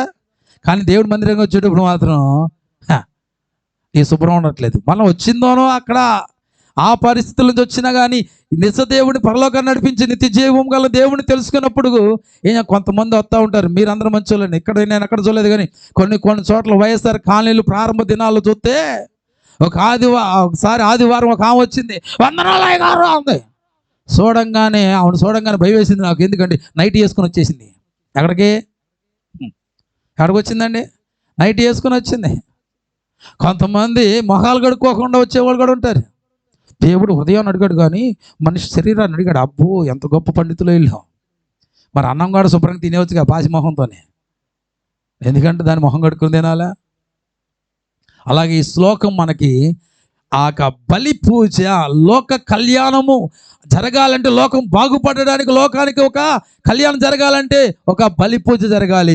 ఆ బలి పూజకు అర్హులైనటువంటి వారికి ఉండవలసిన యోగ్యత, క్వాలిటీస్ ఏంటంటే గుర్తుపెట్టుకోండి. ఆ యొక్క బలి పూజ జరిగించడానికి ఎవరుండాలి? ప్రజాప్రతినిధి ఉండాలి, ప్రజల యొక్క అధిపతి ఉండాలి, ప్రజలను పరిపాలించి చక్రవర్తి రాజు అయి ఉండాలి ఆ వ్యక్తి. హల్లెలూయా. ఆ రాజుకు ఉండవలసినటువంటి క్వాలిటీస్ 7 విధములైనటువంటి క్వాలిటీస్ మనకు తెలియజేస్తుంది యజుర్వేదంలో ఉన్న శ్లోకం. అవి ఏంటో నేను ఒక్కొక్కటి త్వరితగతిన చెప్పి, మొట్టమొదటిగా ఓం శ్రీ బ్రహ్మపుత్రాయ నమః. ఏంటండి? ఓం శ్రీ బ్రహ్మపుత్రాయ నమః అనగా దీని యొక్క అర్థం బ్రహ్మ అంటే దేవుడు, పుత్ర అంటే కుమారుడు. మొట్టమొదటిగా బలి పూజకు అర్హుడైనటువంటి వారు ఎవరై ఉండాలి? ఆ రాజు, ఆ చక్రవర్తి ఎవరై ఉండాలంటే దేవుడి కుమారుడై ఉండాలి. ఎవరై ఉండాలి? చెప్పరే. దేవుని కుమారుడై ఉండాలి. ఈరోజు నీవు నేను ఆరాధిస్తున్న దేవుడు యజుర్వేదములో చెప్పబడిన శ్లోకములు ఏదైతే చెప్పిందో దానికి తగిన వాడే మనం ఆరాధిస్తున్న యేసునాథుడు. ఆయన దేవుని కుమారుడై ఉన్నాడు. హల్లెలూయా, హల్లెలూయా. ఒకటి, దేవుని కుమారుడు. ఇలాంటి స్వభావం కలిగినటువంటి వ్యక్తి పూజ జరిగించడానికి అయితే దేవుని కుమారుడుగా అర్హుడైన వాడు. హల్లెలూయా. ఈ వ్యక్తికి ఉండవలసిన క్వాలిటీస్ మరిన్ని మనకు తెలియజేస్తా ఉంది కదా. రెండవది, ఒకటి ఏమై ఉండాలంట? దేవుని పుత్రుడై ఉండాలి, అది కుమారుడై ఉండాలి. నెంబర్ 1. రెండవది, ఓం శ్రీ కన్యసుతాయ నమః. రెండవది ఏంటండి? ఓం శ్రీ కన్యసుతాయ నమః అనగా దీని యొక్క అర్థం ఏమిటయ్యా అంటే, జాగ్రత్తగా వినండి. సుతాయుడు అనగా కుమారుడు. ఎవరండి? సుతాయుడు అంటే కుమారుడు. కన్వి అంటే సంస్కృతంలో కన్యక. కన్వి అంటే సంస్కృతంలో కన్యక. రెండవదిగా ఈ బలి పూజకు అర్హులైన వారు ఏమై ఉండాలంటే కన్యక పుత్రుడు, అంటే కన్యకకు పుట్టిన పుత్రుడుగా ఉండాలి, కన్యక పుత్రుడుగా ఉండాలి. రెండవదిగా ఏముండాలి? క్వాలిటీస్ కన్యక పుత్రుడై ఉండాలి. మూడవదిగా చూస్తే ఓం శ్రీ ఉమాత్యాయ మహా. ఏంటండి? మూడవదిగా చూస్తే ఓం శ్రీ ఉమాత్యాయ నమః అంటే దీని యొక్క అర్థం ఏంటి? ఉమాత్యాయ మహా అంటే మాటకు అర్థం దైవిక ప్రభావం వలన జన్మించిన వాడై ఉండాలి. దేని వలన చెప్పండి? మనకు అర్థమయ్యే భాషలు చెప్పాలంటే పరిశుద్ధాత్మ శక్తి ద్వారాగా జన్మించిన వాడై ఉండాలి. ఈరోజు మనం ఆరాధిస్తున్న దేవుడు ఎలా జన్మించాడండి? స్త్రీ పురుషులు యొక్క కలయిక ద్వారా పుట్టినవాడా? కాదే. కన్యకైనటువంటి మరియ గర్భవాసముల పరిశుద్ధాత్మ శక్తి ద్వారాగా ఆయన జన్మించిన వాడు. హల్లెలూయా. నాలుగవదిగా చూస్తే ఓం శ్రీ సిబిలిస్ట్రాయ నమః. ఏంటండి? నాలుగవదిగా ఓం శ్రీ సిబిలిస్ట్రాయ నమః. దీని అర్థము ఆ దేవుడు కన్యక కుమారుడి ఉండడం మాత్రమే కాదు, ఆ దేవుడు బ్రహ్మపుత్రుడిగా ఉండటం మాత్రమే కాదు, అతడు శరీరమును దాల్చిన వాడై ఉండాలి. ఎవరై ఉండాలి? శరీరము కలిగిన వాడిగా, శరీరమును ధరించుకున్న వాడిగా, శరీరమును దాల్చిన వాడిగా ఉండాలి. యేసుక్రీస్తు వారు శరీరధారిగా లోకానికి వచ్చాడు. ఆయన ఎలా వచ్చాడండి? ఒకటి ఏమై ఉండాలి? తండ్రి కుమారుడై ఉండాలి. రెండవది కన్యక పుత్రుడై ఉండాలి. మూడవది దైవిక ప్రభావం వలన పుట్టినవాడు ఉండాలి, పరిశుద్ధాత్మ వలన పుట్టినవాడై ఉండాలి. నాలుగవది శరీరమును దాల్చిన వాడై ఉండాలి. 4 లక్షణాలు యేసయ్యకు ఉన్నాయన్న వాళ్ళు మాత్రమే దేవుడికి స్తోత్రం చెప్పండి. ఉన్నాయంటారు ఈ 4 లక్షణాలు. తీరా ఐదవదిగా ఇప్పుడు మనం ఆరవదిగా చూస్తే ఐదవది ఓం శ్రీ వృక్షశిల ఆరుద్రాయ నమః. ఏంటండి? ఓం శ్రీ వృక్షశిల ఆరుద్రాయ నమః అంటే దీని యొక్క అర్థం ఏంటంటే మ్రాను మీద వేలాడిన వాడా, అంటే మ్రాను మీద వేలాడిన వాడా నీకు స్తోత్రం అని అర్థం ఉంది. దీనికి మనం ఇంకా గ్రహించాలంటే ఆ శ్లోకానికి అర్థం ఏంటంటే మ్రాను మీద వేలాడి తన్ను తాను అప్పగించుకున్న వాడై ఉండాలి. మ్రాను మీద తన్ను తాను అప్పగించుకున్న వాడై ఉండాలి. ప్రపంచ చరిత్రలో సిలువ మ్రాను మీద మరణించిన వారు ఎవరైనా ఉన్నారంటే యేసు ప్రభు తప్ప చరిత్రలో మరొక దేవుడు లేనే లేడు. హల్లెలూయా, హల్లెలూయా. దేని మీద బ్రాలాడిన వాడై ఉండాలంట? సిలువ మ్రాను మీద ఏమైందండి? యేసుక్రీస్తు వారు 3 మ్రేకుల మధ్య ఆయన వేలాడుతూ వచ్చాడండి. కొంతమంది ఎగతాళిగా చెప్తా ఉంటారు, చేతకాక 3 మేకల మధ్యలో పిక్కోలేక అలా ఏలాడుతూ కూర్చున్నాడంట. ఈరోజు లోక కళ్యాణము, లోకం అనగా ప్రజలకు మోక్షం జరగడానికి, మోక్షం కలగడానికి, ప్రజలకు మంచి జరగడానికి, ప్రజలు బాగుపడడానికి, ప్రజలు నిత్య జీవానికి చేరడానికి యేసుక్రీస్తు వారు ఏమయ్యారంటే ఏమండి, యజుర్వేదములో చెప్తున్న శ్లోకానికి తగినట్లుగా యేసుక్రీస్తు వారు తన్ను తాను అప్పగించుకున్నాడు అక్కడ. హల్లెలూయా, హల్లెలూయా. 6వదికి చూస్తే ఓం శ్రీ మృత్యుంజయాయ నమః, ఓం శ్రీ మృత్యుంజయాయ నమః అంటే ఈ యొక్క బలి పూజకు అర్హుడైన వారికి ఉండవలసిన యోగ్యత ఏంటంటే మరణాన్ని జయించిన వాడై ఉండాలి. ఎవరండి చెప్పండి? ఎవరై ఉండాలి? మరణాన్ని జయించిన వాడై ఉన్నాడు. ఈ ఆధిక్యత దేవుడికి ఉందా లేదా? ఉందా? ఉన్నది అన్నవాళ్ళు దేవుడు స్తోత్రం చెప్పండి. హల్లెలూయా. చివరికి 7వదిగా చెప్పి ముగించేస్తాను. ఓం శ్రీ మహాదేవాయ నమః, ఓం శ్రీ మహాదేవాయ నమః అంటే దేవుళ్ళకే దేవుడై ఉండాలి. ప్రైజ్ ద లార్డ్, హల్లెలూయా. ఈ దినాల్లో మానవ రూపంలో కొంతమంది దేవుళ్ళు ఏమవుతున్నారండి? అక్కడక్కడ వెలుగులోకి వస్తున్నారా? ఆ దేవుడికి మన దేవుడు. హల్లెలూయా, హల్లెలూయా. కాబట్టి అటువంటి వాడై ఉండాలి. 7 లక్షణాలు కలిగిన వాడు కాబట్టి ఆయన వలన మాత్రమే లోకానికి కళ్యాణం జరుగుతుంది. ఆయన వల్ల మాత్రమే లోకం బాగుపడుతుంది. ఆయన వల్ల మాత్రమే ప్రజలు మోక్షానికి చేరగలుగుతారు. అన్ని అర్హతలు కలిగిన వాడుగా యేసుక్రీస్తు వారు ఈ లోకానికి వచ్చారు. బలి పూజకు తను తాను ఏం చేసుకున్నాడు? అప్పగించుకున్నాడు. హల్లెలూయా, హల్లెలూయా. ఇదే వేదాలలో ఉన్నటువంటి యేసుక్రీస్తు. Praise the lord. ఇవి ఎందుకు మనకు నేర్చుకున్నామంటే ఎవరైనా చెప్పినప్పుడు, ఎవరైనా అడిగినప్పుడు ఇదిగోండి మీ వేదాల్లో కూడా యేసు గురించి ఇలా చెప్తుందని నువ్వు తెలుసుకునే విషయాలు చెప్పడానికి నీకు ఒక అవకాశం ఉండదు కాబట్టి. హల్లెలూయా. ఎందుకంటే కొంతమంది మైండ్లో యేసుక్రీస్తు వారు విదేశాల దేవుడని, నల్లోళ్ళ దేవుడని, ఎర్రాళ్ళ దేవుడని, వాళ్ళ దేవుడు, వీళ్ళ దేవుడని వాళ్ళ మైండ్లో చెప్పిన మాటలు, చెప్పుడు మాటలు విని పీడైపోయినాయి. అలాగా వాళ్ళు తెలుసుకుంది అవాస్తవము, తెలుసుకోవాల్సింది ఏంటో సత్యమని తెలియజేయడానికి మనం నేర్చుకోవాలి. హల్లెలూయా. కాబట్టి నేర్చుకున్న దానిని మన మైండ్లో పెట్టుకుందాం. తెలియని వారికి మరింతగా నేర్పించడానికి ఇష్టపడదాం. దేవుడి మాటలు తన వెనుకలో దీవించి ఆస్వాదించును గాక. Amen, amen. కళ్ళు మూసుకోండి. అందరూ కూడా కళ్ళు మూసుకోండి. అందరూ కూడా కళ్ళు మూసుకోండి. ఒకంత ప్రార్థన చేసుకుందామా?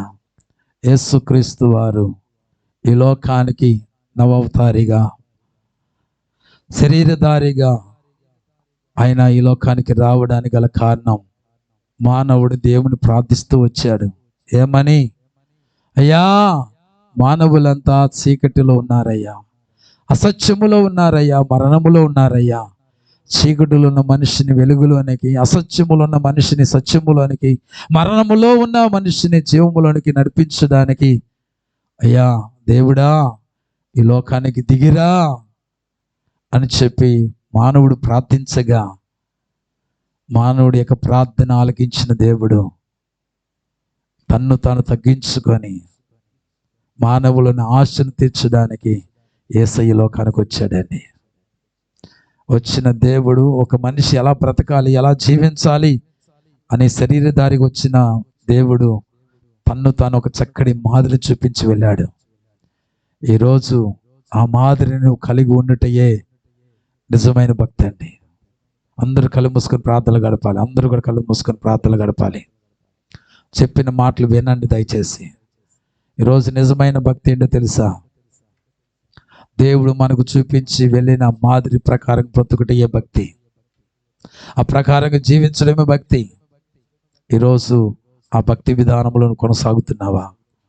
ఆ భక్తి విధానములను జీవిస్తున్నావా? జీవిస్తే నిశ్చయముగా నువ్వు స్వర్గానికి లేకపోతే మోక్షానికి పరలోకానికి యుగ యుగములు కూడా దేవుడితో నివసించే ఆ యొక్క నిత్య జీవానికి నువ్వు చేరగలుగుతావు. క్రైస్తవులను గుర్తించి గుర్తెరిగి వాక్య పెలుగులు మన జీవితాన్ని కట్టుకుందాం. అట్టి కృపా దేవుడు మనకు అనుగ్రహించును గాక. ఆమేన్. ప్రార్థన చేసుకుని ఇంతవరకు దేవుడు వేదాలలో యేసుక్రీస్తు అనే అంశం మీద కొన్ని విషయాలు మనకు నేర్పించినందుకు రుణాస్తాలు పైకి చాపి బిగ్గరగా దేవుడికి స్తోత్రం చెల్లిద్దామా?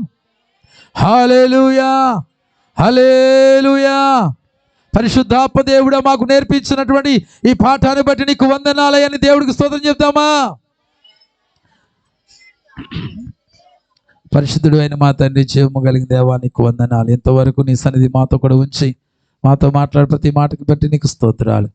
విన్న ప్రతి మాట మా యొక్క అయా మైండ్లో అది అలాగా తండ్రి నిలిచిపోవును గాక. తండ్రి ఎన్నడూ మర్చిపోకుండా వాటిని జ్ఞాపం చేసుకుంటూ నాయనా నేను స్తుతిస్తూ జీవించడానికి సహాయం చేయమని లైవ్లో ఈ కార్యక్రమాన్ని వీక్షించిన బిడ్డలందరూ కూడా దీవించి ఆస్వాదించండి. వారు కూడా కొన్ని విషయాలు తెలుసుకోవడానికి మీరు అవకాశం ఇచ్చినందుకు స్తోత్రాలు.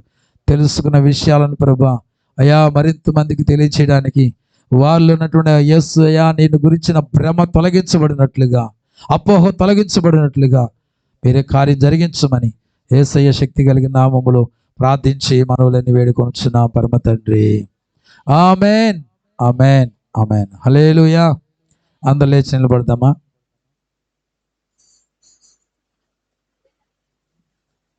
అందరూ లేచి నిలబడదాం. Praise the lord.